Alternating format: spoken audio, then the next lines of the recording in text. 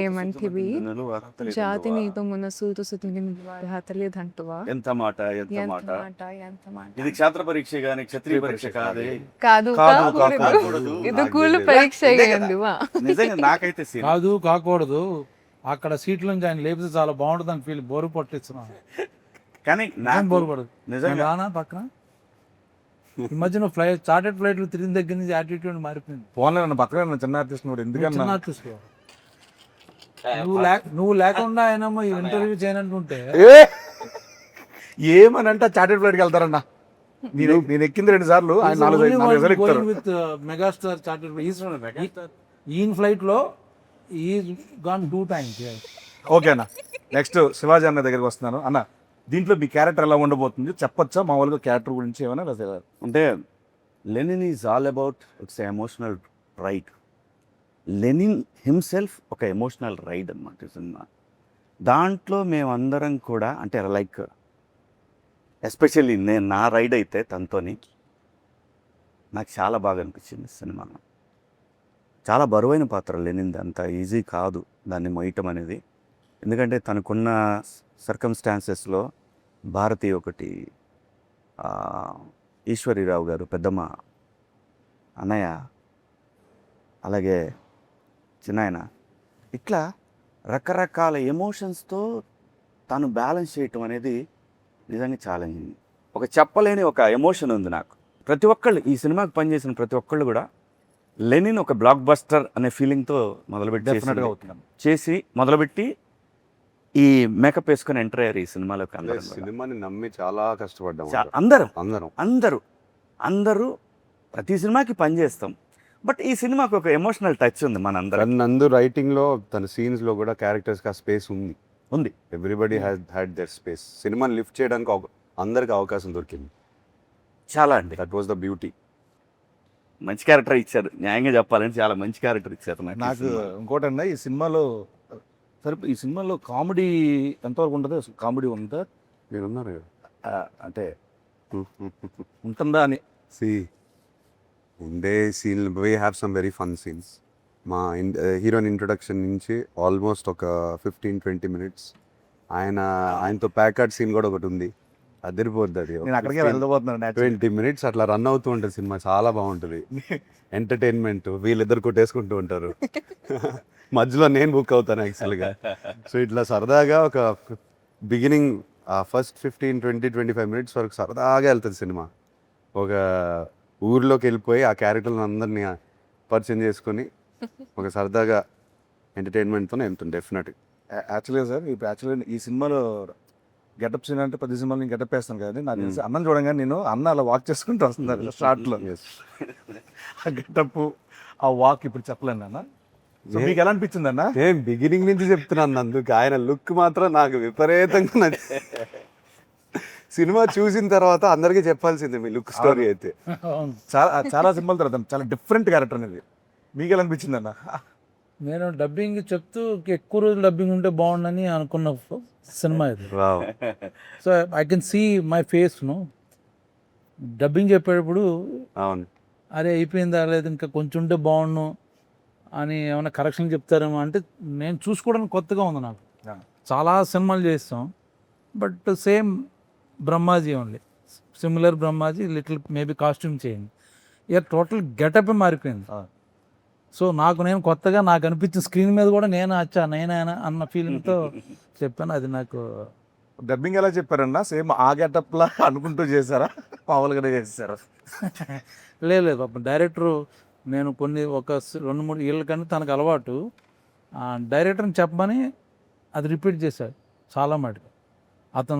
తన ర్యాంక్ బాగా వచ్చు డైరెక్టర్కి. నందు చెప్తుంటే ప్రాంప్టింగ్ అనుకో, యాక్చువల్ ప్రాంప్టింగ్లో డబ్బింగ్ చెప్పా, ఎక్కడ రాంగ్ అవ్వకూడదని చెప్పి. అందరూ అదే చేశారు. దాంతో పాటు ఆయన లెగ్ కాపీ అదే మెయిన్ హైలైట్. అదే ఇవన్నీ నేను నమ్మరు కానీ ఇది హైలైట్. ఆ గోల్డ్ చైన్ అదొకటి తలకాయలో పెడతాడు. ఆ లెగ్ వల్ల ఈ డైలాగ్ చిన్న ఊపు వచ్చింది. అదొకటి బాబు, నేను ఎవరు నన్ను చూసేటప్పుడు కూడా మామూలు సినిమాలో స్ట్రైట్ గా చూస్తా, అలా కాదు ఇలా మాట్లాడతాడు. అంటే ఈ సినిమా అఖిల్ ఎలా వెయిట్ చేస్తున్నాడో నేను కూడా అలా వెయిట్ చేస్తున్నాను. ఇన్ఫాక్ట్ అందరూ వెయిట్ చేస్తున్నాం అన్న.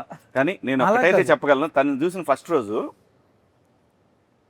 గెటప్ వేసింది, ఐ స్వేర్ లిటరల్గా నాకు భాగ్యశ్రీ కనపడలేదు. ఒక యాక్టర్. సో అప్పుడు చూసి నిజంగా నేను అప్పుడు వెంటనే డైరెక్టర్ గారితో అన్నాను, నేను అమ్మా భలే పెట్టారండి సీన్, అదే ఏమంటివి అనేది తాను ఎగ్జాక్ట్గా దింపేసింది. ఇప్పుడు అందరినీ తినేస్తుంది. ఇప్పుడు ఫైనల్గా ఏంటంటే అమ్మో. మనం తెలుగు వాళ్ళం, తెలుగు స్లాంగ్లు అంటే ఎక్కడో వినో లేకపోతే కాపీ చేసి చెప్పొచ్చు. ఆవిడ ఇక్కడికి వచ్చి ఇక్కడ సినిమాలు చేస్తూ దీంట్లో రాయలసీమ తాలూకు ఆ స్లాంగ్ని పట్టుకొని పేజీలు డైలాగ్ చెప్పడం అనేది ఎక్కడ మళ్ళీ ప్రాంప్టింగ్ కూడా లేదు అసలు అది. ఫెంటాస్టిక్. వావ్. చెప్పండి, ఇప్పుడు చెప్పండి మీ క్యారెక్టర్ గురించి మీరు చెప్పండి. So, బాగా ఎంజాయ్ చేసిన మూమెంట్ కానీ టఫెస్ట్ మూమెంట్స్ అట్లా. I mean, honestly, when I first heard the script, I was in love with the love story first and foremost because I'm a hopeless romantic. So for me, such kind of love for Lenin and Bharti was like beautiful. You know, I think alage husband wife. I think it's such a beautiful story they have together. And then coming to my character, I think it's written so well. It has a lot of depth, and you know, as an actor, you hear a lot of narrations, kada, but when you hear depth for the character, everything you know about her, what she feels, how she is, how she acts, and I love the way the director wrote her. I think that's what made me come forward and give my 100% because if not for the writing, I don't think you would see Bharti the way she is. From the intro to Aim Unto V, from all the big scenes, I think it's all beautiful. Fantastic. చెప్తున్నా కదండి, Bharati character ఆవిడ చేసిన character అందరికి గుర్తుండిపోతుంది. ఈ సినిమాలో ఇంకోటి నేను చెప్పాల్స్తున్నాను, ఏ క్యారెక్టర్ లేకపోయినా సినిమా లేదు. ఏ యాక్చువల్గా క్యారెక్టర్ లేకపోయినా సరే ఏ స్క్రిప్ట్ లేదు. ఎవ్రీ క్యారెక్టర్ నేను ఫ్లోలో మొన్న మహాభారతం అని అనేసాను. అది నేను ఏం ప్లాన్ చేయలేదు, చెప్తున్నాను. లేదండి, అది నిజం. Beautiful movies are blockbusters. చాలా మంచి we talk about movies release అయిన సినిమాలు కూడా అవన్నీ ఇంక్లూడింగ్ టేక్ బాహుబలి దగ్గర నుంచి చూసుకుంటే everything Ramayana Mahabharata 6-7 characters main బేస్గా ఉంటాయి. It's not a solo hero movie. Yes. Larger చూసుకున్నా? than- that's when the drama Larger becomes than large. life. From the beginning షోలో నేను తీసుకొస్తే మాయబజార్ మాయాబజార్, నర్తనశాల దగ్గర నర్తనశాల. తీసుకుంటే ఎనీ మహాభారత క్లాసిక్స్ అన్ని 6-7 క్యారెక్టర్లు బాగుంటేనే సినిమా బాగుంటుంది. అవును. Yeah. అదర్వైజ్ సినిమా ఆడచ్చు, వచ్చా మర్చిపోద్ది. బట్ అన్ని క్యారెక్టర్స్ అన్ని మాట్లాడుకుంటూ లింగర్ అయ్యి అంటే at the same నాకు time- తెలిసి ఇప్పుడు నా చేస్తున్న ఫీలింగ్ అంటే రామ్ చరణ్ గారికి రంగస్థలం లాగా this going to be for Yeah, Akhil yeah, Rangasthalam. definitely. Exactly. అందరూ ఇదే అనుకున్నాం, సెట్ లో కూడా ఇదే నాకు అనుకున్నాం. కాదు, మన అందరికి అందరికి బట్ రంగస్థలం చూసినప్పుడు మా చరణ్ ఒకటే కాదు, you see all those characters. ఎంత మంది ఒక character సినిమా ఉన్నారు. మళ్ళీ చూడొచ్చు, ఎందుకు చూడొచ్చు? That's true. నాకు అదే ఫీలింగ్, ఈ సినిమా చేస్తుంటే అదే ఫీలింగ్. ఇంకోటి కూడా బాబు, ఎనీ కమర్షియల్ ఎన్నిసార్లు చెప్పారు మీరు రంగస్థలం టాపిక్ అవును. ఎత్తారు కాబట్టి చెప్తున్నాను. అవును. ఎన్నిసార్లు చెప్పాను సుకుమార్ గారికి, చరణ్కి, that is my all time favourite film. అసలు కమర్షియల్ ఫిల్మ్ మేకింగ్ మర్చిపోయి ఒక కథ రాసుకుని క్యారెక్టర్లు రాసేసి సినిమా అట్లానే తీశారు. మనం కూడా అలానే ప్రయత్నిస్తున్నాం. And performances, what performance! అన్ని పెర్ఫార్మెన్స్లు అక్కడ ఏ కమర్షియల్ మూవీ అయినా సరే పెర్ఫార్మెన్స్లు మనకి కరెక్ట్గా సెట్ అయితే సూపర్ హిట్. పోతే మన నందు గారు, డైరెక్టర్ నందు గారు, నందకిషోర్, నందకిషోర్ మురళి, నందకిషోర్, చాలా అబ్బూరు. పేర్లు అంటే ఏం ఉన్నాయి. లేదు, నేను బేసికల్ ఏం చేస్తారంటే యాక్చువల్లీ నందువా నందకిషోర్ నందకిషోర్. మురళి కిషోర్ ఏమో వాళ్ళ అమ్మ పేరు Screen name. Screen name Murali Kishore. వాళ్ళ అమ్మ గారి పేరు అంటారు. మురళి నా పేరు పెట్టారు సార్ దీంట్లో. అవును, కరెక్ట్. నా పేరు మురళి గారు. నా పేరు ఎవరు తెలుసా? అదా చెప్పేసా వాళ్ళ బంధువుల తాలూకా అంట. వాడి మీద ఈయనకుందా? నాది కూడా ఎవరో ఉండి ఉంటారు అక్కడ. ఉన్నారు ఎక్కడ అన్ని కూడా వాళ్ళ ఊర్లో ఉన్న క్యారెక్టర్లే. ఉన్నారు. ఊర్లో వాళ్ళందరినీ లెల్లీలో పెట్టేశారు. భారతి ఎవరో చెప్పలేదు అతను మనకి. ఎప్పుడైనా అడిగారు ఆయన్ని, మీ భారతి ఎవరు? ఎవరు ఈ భారతి ఎవరు? ఇన్స్పిరేషన్ రాయడానికి? రామాపురం నుంచి వచ్చారు. We'll ask him. సార్, ఆ కథ విన్నప్పుడు మీకు ఏమనిపించింది? అసలు ఈ కథ ఎత్తుకోవడానికి మైండ్ బ్లాక్ అయిపోయింది నాకైతే. నా గురించే రాశాడు అన్నట్టుగా అనుకున్నాడు ఆయన. ఆయన ఓ, గురించి మీకు నా గురించి అంటే అసలు అందరి కోసం నా కోసం అనిపించింది నాకైతే. ఎత్తుకుంటూ మైండ్ బ్లాక్ అయిపోయింది నాకైతే. ఎక్స్పెక్ట్ చేయలేదు. ఏదో అంటే మన రెగ్యులర్ స్క్రిప్ట్లు కాకుండా ఏదైనా కంప్లీట్ ఆఫ్ బీట్ నాకు కావాలి, ఏదైనా రాడికల్గా ఏదైనా క్రేజీగా ట్రై చేద్దామనే పాత్రలో ఉన్నాను. అప్పుడు దొరికింది కథ. ఫస్ట్ సిట్టింగ్లో వెళ్ళి హగ్ చేసేసుకుని, బాబు ఈ కథ నాతోనే చేయాలి, చేసేద్దాము. ఆయన నమ్మట్లేదు నన్ను, మీరు ఈ కథ చేస్తారని. సో అలా లిటరలీ 2 hours నరేట్ చేసిన వెంటనే మీకు కథ తెలుసు, నాకు తెలుసు.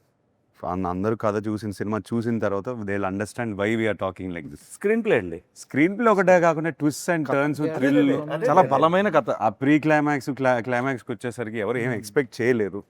మీరు ఎన్ని రాసుకుని ఈవెన్ ఇంటర్వెల్ ప్రెడిక్ట్ చేసిన ఎవరు ప్రిడిక్ట్ చేయలేదు. నన్ను అంత క్లెవర్గా Impossible. రాసుకున్నాడు. ఏది ప్రిడిక్ట్ చేయలేరు. యాక్చువల్గా ఒక క్వశ్చన్ అడుగుదాం అనుకున్నాను. ఇందాక ఆఫ్ ద రికార్డ్లో అన్న చెప్పారు మీరు లెనిన్ అని పేరు పెట్టారు, అండ్ తర్వాత ఆయనేమో అక్కడ మహాభారతం అన్నాడు, ఇక్కడేమో సాంగ్లో వేరే ఏదో కనపడుతుంది. Lenin Hmm.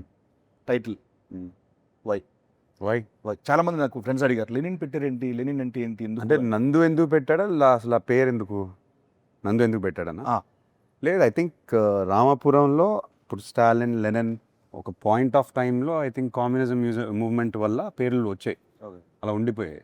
నేను నందుని ఫస్ట్ క్వశ్చన్ అడిగాను, ఓ లెనిన్ అనే టైటిల్ ఏంటి అని చెప్తే, లేదు సార్ మా ఊర్లో ఈ పేరు చాలా పవర్ఫుల్ పేరు, ఇది ఎప్పటి నుంచో ఉంది, చాలా మంది ఉన్నారు ఇంకా.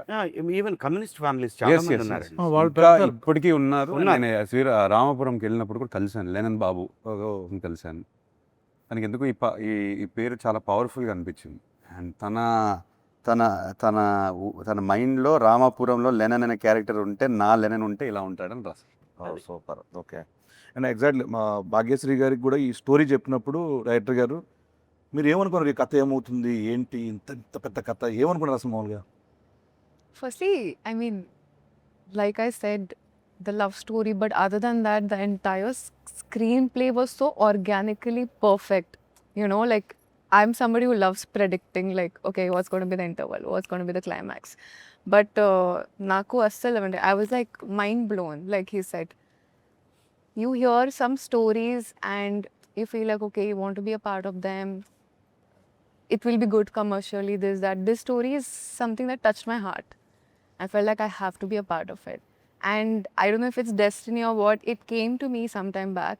That time, you know, I was working, dates were not there. And then it went, and then it came back to me. So I feel like it's truly meant to be a destiny film for me. Super. Yeah. నాకు లొకేషన్లో ఒక రోజున అఖిల్ గారు అడిగారు నాకు, brother నువ్వు రేపు పొద్దున్న చూస్తావు థియేటర్లో, చూసి నాకు ఫోన్ చేయి అని చెప్పి అన్నారు. మీరు నెంబర్ ఇవ్వలేదు సార్. నేను తీసుకోలేదు సార్. చేద్దామని చాలా, సో తమన్ గారి గురించి మాట్లాడదామని టాపిక్ తీసుకున్నా. నెంబర్ తర్వాత తీసుకుంటా. తీసుకో. సో సోల్ ఆఫ్ లెనిన్ అది ఫెంటాస్టిక్. సినిమాలో ఆయన బ్యాక్గ్రౌండ్ స్కోర్ కానీ సాంగ్స్ ఆల్రెడీ వినేస్తున్నారు.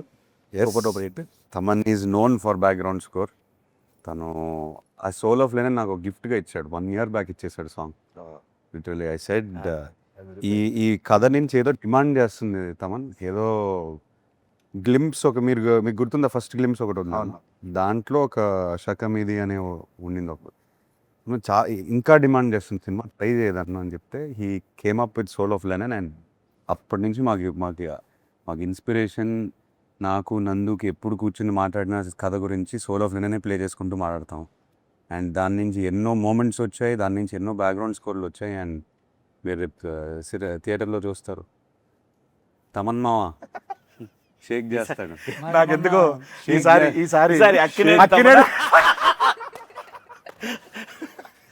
ఎక్కువ ఇంటి పేర్లున్న మనిషి ఎవరైనా ఉన్నారంటే, వ్యక్తి ఎవరు ఉన్నారంటే అది తమన్ గారే.